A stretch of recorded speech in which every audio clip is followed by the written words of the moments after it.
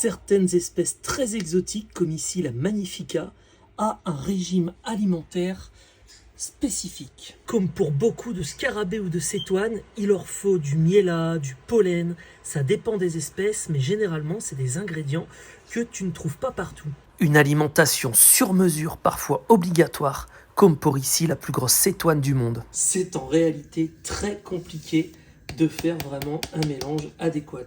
Il y a au final tellement d'ingrédients là-dedans qu'il m'aura fallu 1 an et demi pour réussir à les doser et à faire un mélange parfait. Et ça, c'est la gelée pour scarabée la plus protéinée qui peut exister sur Terre. C'est pour avoir un véritable succès avec les espèces les plus difficiles. Ça représente quand même 2 heures de boulot, il n'y a plus qu'à mettre ça au frigo pour que ça se transforme en gelée. Ça, c'est seulement une partie des ingrédients dont j'ai besoin, mais c'est pas tout.